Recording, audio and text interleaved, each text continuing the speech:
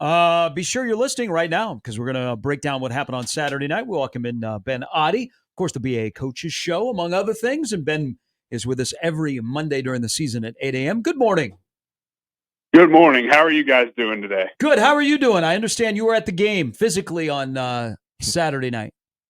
Yes, I was. I took my 7-year-old daughter. It was her first Husker game, and she had an absolute blast. Lincoln, Nebraska was amazing to us. All right, give me your best memory with your daughter because that's really cool. Probably I know, just saying this, I'm going to get a lot of flack for it probably, but I really enjoy the Killigan song, the Cornhusker, right? Oh. I know it's not everybody's thing, but I really enjoy that song. I get some of the not love behind it, but my daughter also really liked that song. So on our car ride up to Lincoln, we sang that song in the car quite a few times. She kept requesting it, but singing it with her in the stadium for the first time was definitely a memory I'm going to hold on to for a while. Don't apologize because I am somebody that was greatly opposed to it. It's starting to grow on me. As I tweeted out the other night, I'm getting into the song, but I still think the current version of Herbie without the person inside the costume should be dropped off the top of Memorial Stadium. So we can all change. We can all change. Yes, I did see your tweet, and I think I appreciate you a little bit more now. All right.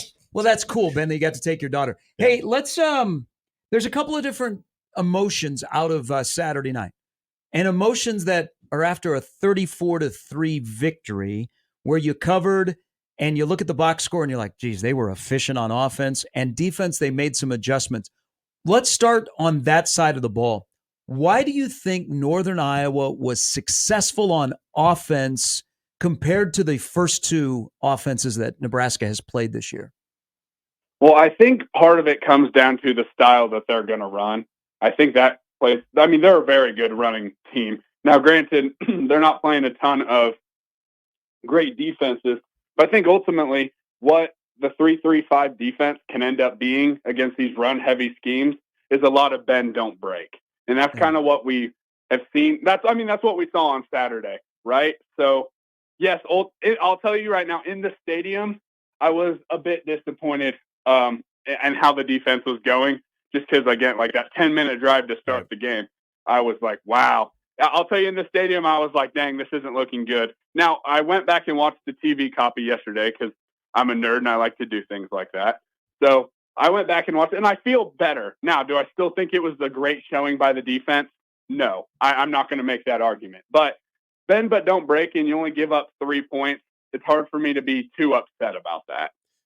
Okay, and that's what I wanted to ask you, because also watching that in the first drive for Northern Iowa, I'm thinking to myself, yeah, this is taking forever. You're seeing them milk the clock. I know that this is a great format. We saw North Dakota State try to do this against Colorado as well, where you just limit their possessions and you dominate time of possession. When you saw the things that they were doing, especially in converting on third down, what did you expect them to do as opposed to what your eyes actually saw, especially in that first drive? What do you think they were doing that maybe gave Nebraska a different look than maybe what they had expected? I think we got to give Northern Iowa's offensive coaching staff a ton of credit. They kind of were mixing some things up in some of the run schemes. Then we also have to point out that I think this was Nebraska's probably worst tackling performance. I'm not saying they were bad by any means, but I think out of the 3 games, Nebraska didn't tackle well, especially early. I do think that they kind of took advantage of some of the personnel packaging we kind of had, and it seemed like any time that we wanted to try and stay heavy, they'd kind of try and throw the ball. Mm-hmm. Then you'd end up with a semi-open receiver. And then they seemed to be basing a lot of what they were doing based off the personnel we had in the game, which you don't always see a ton of that. Me personally, I tend to be more of we're going to run our stuff and try and stop it. But I do have to give Northern Iowa's offensive staff credit. They kind of caught us off guard on that first drive, and they showed a lot of poise and moxie. I definitely do not think that is a bad football team in Northern Iowa. I do understand that they're an FCS opponent and they haven't faced the toughest of competition. But I do think that they came out ready to go. And I fully think that they came in thinking that they could move the ball, and they showed that they could move the ball against this team. I do think on that 3rd and 5, right down near the goal line, they went into an empty set, which kind of caught me off guard. I wasn't expecting them to go empty on 3rd and 5. But it was a Tony White special. What I call the Tony White special is, hey, we're going to go manned up completely. We're going to leave no help over the top. And Isaac Gifford did a great job on that, directing the defense, kind of switching the personnel around. Because, like I said, some of the things Northern Iowa was doing is they were kind of moving around where that tight end and running back would also line up. So a lot of times, like, hey, I love Isaac Gifford. We're not going to be putting him on an island out by the sideline, right? Mm-hmm. But when he's able to recognize that that's a tight end or that's a running back and he's directing traffic, he's directing those DBs, saying, hey, no, I got this guy. He's moving the, defensive formation around.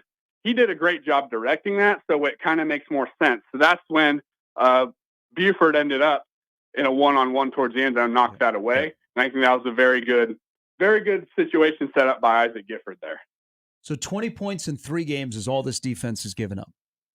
4 quarters, a team has scored a point, but they've gotten 8 of 12. So the defense is what it is. And something you said, I think they will clean up. I thought they were over pursuing. I thought they had some bad run fits. They gave us some easy tackles. Their technique was off. But one thing that I wonder how it works, and I agree going back to something you said, Ben, about the 3-3-5, the bend don't break, because they only gave up 3 points. That 16-play drive ended up with only 3 points. And we've seen that before with this defense. But this is the area that I wonder if that's the way to attack this defense is what can Nebraska do to adjust when you encounter a quick passing game? Because I thought if Dunn was a little bit better and his wide receivers were a little bit better, that could have caused more issues. But their quick passing game seemed to be an issue. How do you rectify that if you're Nebraska? Because you're going to see that at least for a handful of Big Ten games. I think a lot of it, when I kind of went through and saw kind of what I was looking at and watching it kind of in slow motion, I think a lot of it had to do with the run game kind of beating us up quite a bit as we were kind of keying in on that run. But then also, it's just some little things. And I know Coach Butler is going to sure these things up. But some of those are just like, hey, we have a guy take one step in the wrong direction. And now you just have, when you're talking in such short situations, like you take one step in the wrong direction, you just gave up a 4, 5, 6 yard completion.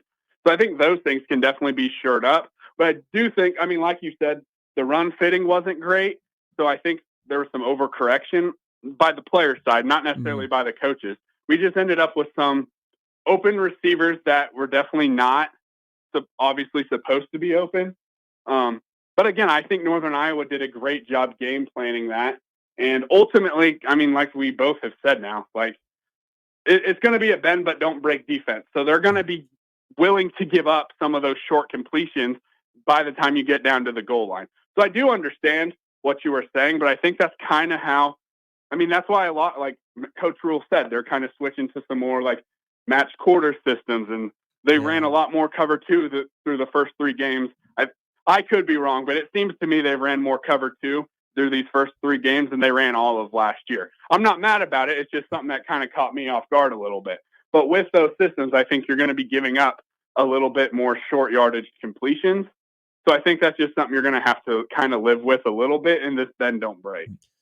Ben, the thing about Dylan Raiola right now, when you look at the efficiency, the completion percentage still over 70%, the game he had last Saturday on top of the 2 previous games too, you're watching him manage the offense in a very calm manner.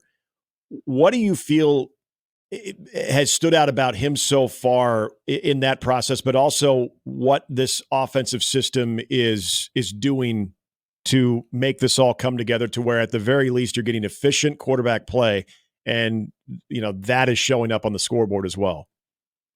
I truly do believe, I can't remember if I've said this on your guys' show or not, but I know I've said it before. If I think the addition of Glenn Thomas has been amazing, and I'm not using that as any dig on Marcus Satterfield. I actually think this is probably the best game so far Marcus Satterfield has called, all things considered. I think the addition of Glenn Thomas, though, has been amazing, and I think we saw it in Harburg as well. I don't know your guys' thoughts, but I thought Harburg looked a lot better on Saturday when he came in and played quarterback. I thought he looked a lot better. He goes through his reads a lot better. I noticed that when I went to the open practice whenever in August or whatever that was. I think having a dedicated quarterbacks coach is such a big deal in any offense. And again, I'm not using that as a dig at Marcus Satterfield, but when he's the offensive coordinator and doing quarterbacks, which he isn't necessarily, that's not really his expertise, and he was helping the tight end room as well. Mm-hmm. I do believe he was pulling in a lot of directions last year. So I think having a dedicated quarterbacks coach that's been in the NFL has been a very big help. And I think having a kid that understands the game as well as Dylan does has been super, super effective. That's the thing that's impressed me with Dylan so much. You could see it in some of his like high school tape, but seeing it in college is a whole nother level. I think he's obviously super, super talented, but I think what sets him so apart from every other freshman quarterback in the country right now is how smart he is, and not even just smart, but like football smart, the way he can check in and out of plays, the decisions he's been making. Like, hey, even that interception he threw, that's about as good of a first college interception as you're going to throw, right? Being up Mm-hmm. however much he was up at the time, throwing a shot play, and it was just a little bit underthrown. Like, it is what it is. I think really Dylan's mental capacity where he's running this football team right now has been the biggest thing. Hey, it's going back to something you said about what Northern Iowa ran against Nebraska's defense because it gave them. I think Nebraska was mostly on script offensively, Ben, on Saturday night, because they took what Northern Iowa gave them. Northern Iowa said, go ahead and throw the football. And Nebraska said, hey, no problem. Mm-hmm. Nebraska threw the ball more times than they ran the ball. Now, they only ran 48 plays. But what's your thoughts on the run setting up the pass? Because this is what I noticed early with Dowdell. They ran Dowdell, and they ran him again, and they ran him again at the beginning of the game. And all of a sudden, Northern Iowa had a bite on it, and they brought a guy down into the box, and then the next thing you know, it becomes Air Raiola. What do you think moving forward, the identity of this offense is? Run to set up pass or pass to set up run?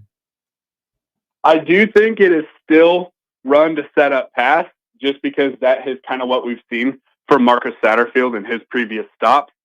We saw it last season, obviously not to the same success. I mean, last season, anytime we ever had a big touchdown, it was because that defense was so keyed in on the run that they were leaving unblocked receivers or unguarded receivers running down the field. But I do think that just what this offense is with the offensive line, with the good running backs we have, I think for this season and maybe next season, it's still run to set up the pass. And then I think maybe in a couple of years that might switch, in my opinion. But right now, I still think we're a run-first team. But I really like what I saw from the passing game on Saturday. The way we used Carter Nelson on that first drive, and we took advantage of some. That was, like you said, that was obviously a lot of script. Obviously, a lot of the first, couple drives are scripted. But the way that first drive was scripted by Satterfield, when I said I thought it was one of the best games he's called in his time at Nebraska, I think it's the best one he did this year. The way we took advantage of the way Northern Iowa was spot dropping, as opposed that we had a big gap at the middle of the hole in the middle of the field. And something that I really appreciated, that's something I talked about last week when I was on this show, about how Colorado wasn't pushing our strong safety at all. We were pushing that strong safety vertically. So when Carter Nelson catches that ball, the safeties are 10 yards back because we were pushing vertically with the receiver.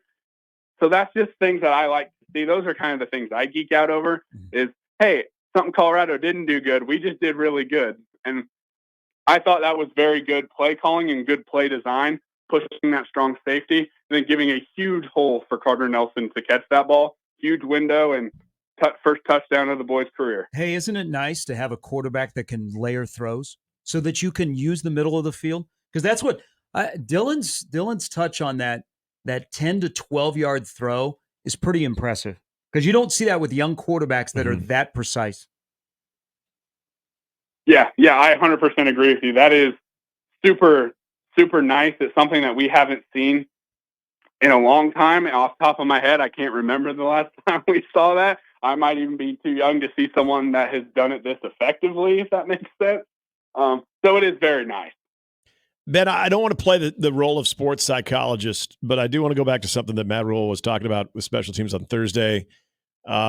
He still errs on the side of confidence with the kicking game, especially in Tristan Alvano. 2 field goals inside 35 yards, 131, 121.